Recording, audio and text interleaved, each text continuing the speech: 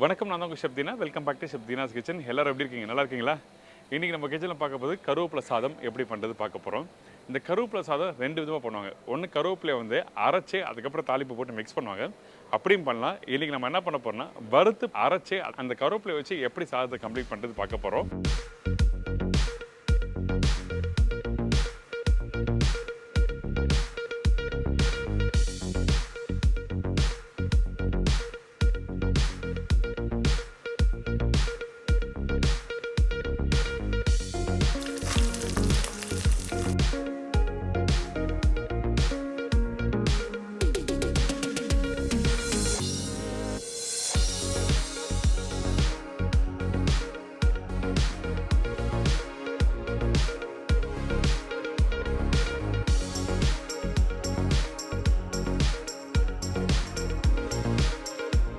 இதோட தேங்காய் துவையல் எப்படி பண்ணுறது பார்க்க போகிறோம். இப்போ ரீசெண்டாக ஊருக்கு போயிருந்தேன். அங்கே வந்து என்னோடய அக்கா பண்ணியிருந்தாங்க. இந்த தேங்காய் கொஞ்சம் பூண்டு காஞ்ச மிளகாலாம் போட்டு துவையல் அரைச்சிருந்தாங்க. அந்தளவுக்கு ஒரு அருமையான ரெசிபி. இந்த மாதிரி கருவேப்பிலை சாதத்தோட அந்த தேங்காய் துவையல் வச்சு சாப்பிட்டிங்கன்னா அந்தளவுக்கு சூப்பராக இருக்கும்.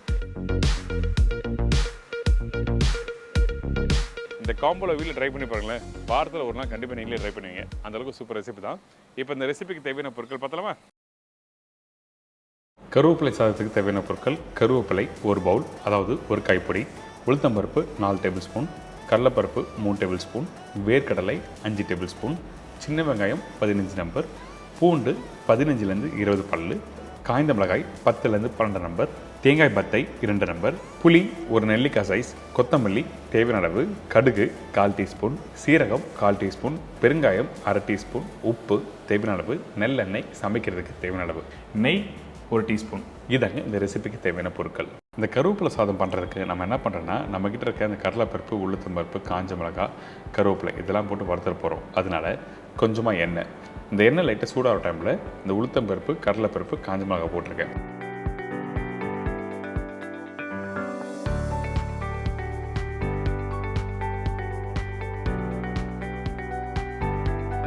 இந்த உளுத்தம்பருப்பு, கடலைப்பருப்பு லைட்டாக வறுத்து வர டைமில் நம்ம என்ன பண்ணுறோம், கருவேப்பிலை போடுறோம். இந்த கருவேப்பிலை ஒரு கைப்பிடி போட்டிருக்கேன், அதாவது ஒரு பெரிய பவுல் சைஸ் அளவுக்கு.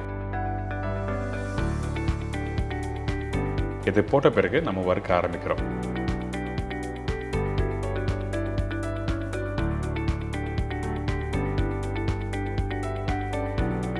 இந்த கருவேப்பிலை கொஞ்சம் வறுத்து வர டைமில் நல்லா முறுமுறுன்னு வரும். அதுக்கு பிறகு நம்ம என்ன பண்ணுறோம்னா இந்த தேங்காய் போடுறோம்.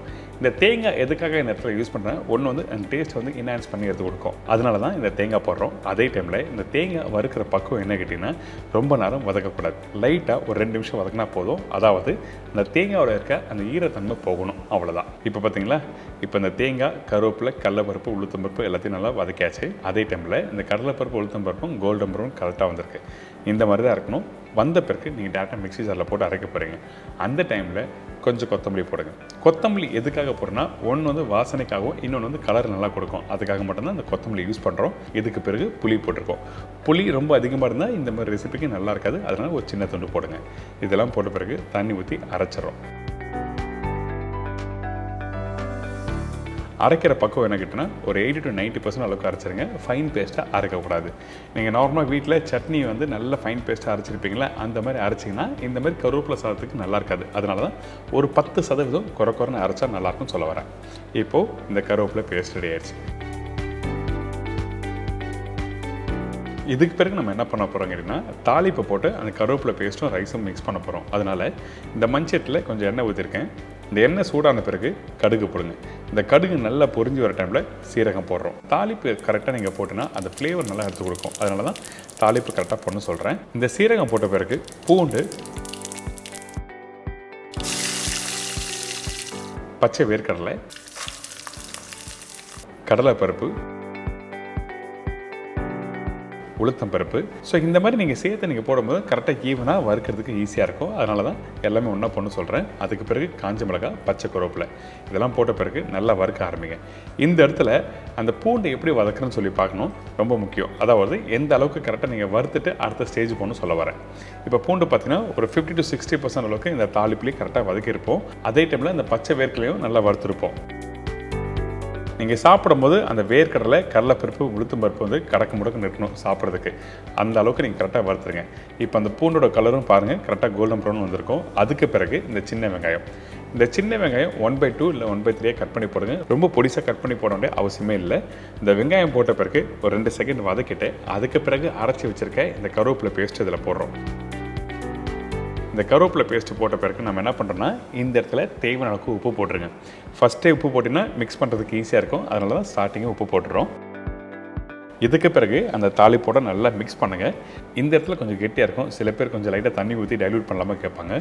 அப்படி பண்ணக்கூடாது. இந்த மாதிரி வெரைட்டி ரைஸுக்கு கொஞ்சம் திக்காக இருந்தால் தான் நம்ம மிக்ஸ் பண்ணுறதுக்கு நல்லாயிருக்கும். இதுக்கு பிறகு பெருங்காயம், அதே டைமில் பொன்னி ரைஸும் போட ஆரம்பிக்கிறோம். இந்த மாதிரி ரெசிபிக்கு வந்து பொன்னி ரைஸ், அதாவது பாயில் ரைஸ் தான் நல்லாயிருக்கும். சில பேர் பாஸ்மதி ரைஸ் போடலாமல் கேட்பாங்க. கண்டிப்பாக யூஸ் பண்ணக்கூடாது. பச்சை ரைஸ் கூட சாப்பிடலாம். ஆனால் நீங்கள் பாஸ்மதி ரைஸ் யூஸ் பண்ணால் இந்த மெத்தடுக்கு கரெக்டாக நல்லா இருக்காது சொல்ல வரேன். அவ்வளோதான் விஷயம். இதுக்கு பிறகு ஒரு டீஸ்பூன் நெய் போட்டு நல்லா மிக்ஸ் பண்ணுறேங்க.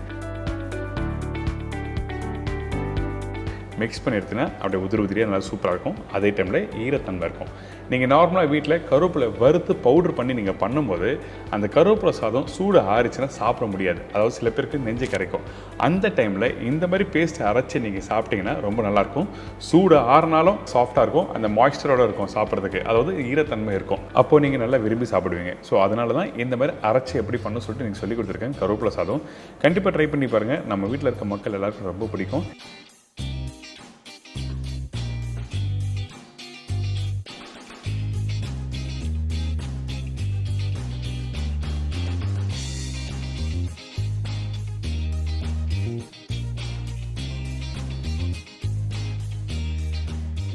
இதோட இந்த தேங்காய், இந்த பூண்டு, காஞ்ச மிளகாய், புளிலாம் போட்டு ஒரு சூப்பரான துவையல் கொடுத்துருக்கேன்.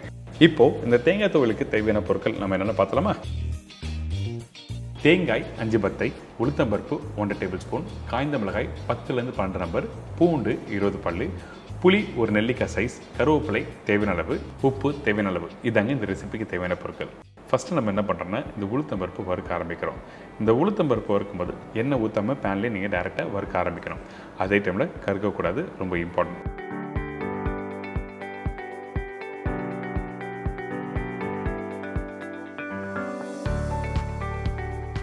இந்த உளுத்தம்பருப்பு நல்லா கோல்டன் ப்ரௌன் கலர் வர வரைக்கும் நல்லா வறுத்து எடுத்துருங்க. அதுக்கு பிறகு நம்ம என்ன பண்ணுறோம்னா கட் பண்ணி வச்சுருக்க இந்த தேங்காவை இந்த மிக்ஸி ஜாரில் போட்டிருக்கோம். காரத்துக்கு ஏற்ற மாதிரி 12லேருந்து 15 காஞ்ச மிளகா போட்டலாம். குண்டு மிளகா காரம் இருக்கும். ஸோ குண்டு மிளகா நீங்கள் வீட்டில் யூஸ் பண்ணுங்கள். இதுக்கு பிறகு இந்த பூண்டு, கருவேப்பிலை, புளி ஒரு நெல்லிக்காய் சைஸ் சொல்லியிருக்கேன். அதாவது நீங்கள் சாப்பிடும்போது அந்த புளிப்பு தன்மை தெரியும். அதுக்கப்புறம் தான் அந்த பூண்டோட டேஸ்ட்டு, அதுக்கப்புறம் காஞ்ச மிளகா காரத்திலும் தெரிய வரும். ஸோ அந்த அளவுக்கு கரெக்டாக நீங்கள் போட்டுங்க. இதுக்கு பிறகு வறுத்து வச்சுருக்க அந்த உளுத்தம்பருப்பு கொஞ்சமாக தண்ணி ஊற்றி அரைச்சிடணும். நீங்கள் அரைக்கும் போது கெட்டியான பக்கத்தில் அரைச்சிடணும். அதே டைமில் கொஞ்சம் குறைன்னு அரைச்சா தான் சாப்பிட்றதுக்கு நல்லாயிருக்கும். துவையல் நைஸாகவும் அரைக்க வேண்டாம். ஒரு 90% அளவுக்கு நீங்கள் அரைச்சி எடுத்துருங்க. இந்த மாதிரி அரைச்சி முடித்த பிறகு நம்ம என்ன பண்ணுறோன்னா கொஞ்சம் உப்பு போட்டு திருப்பியும் அரைக்க ஆரம்பிக்கிறோம்.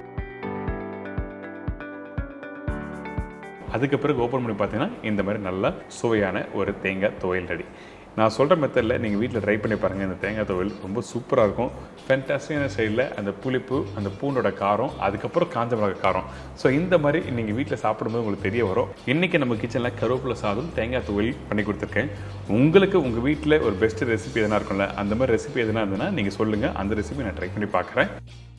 என்னங்க இப்போ இந்த கருவேப்பிலை சாதம் எப்படி பண்ணுறதுலாம் தெரிஞ்சிருக்கோம். என்னடா இவ்வளோதான் ஏன் இந்த தேங்காய் துவையல் நம்ம டெய்லியும் பண்ணுறோம், ஆனால் இந்த சின்ன விஷயம் நம்ம பண்ணாமல் போயிட்டோம் அப்படின்னு சொல்லி நிறைய பேர் நினச்சிருப்பீங்க. கண்டிப்பாக ட்ரை பண்ணி பாருங்கள். இந்த மெத்தடில் ட்ரை பண்ணும்போது நம்ம வீட்டில் இருக்க மக்கள் நல்லா விரும்பி சாப்பிடுவாங்க. நாளைக்கு இன்னொரு சூப்பர் ரெசிபி சந்திக்கிறேன். ஓகேவா? பாய்.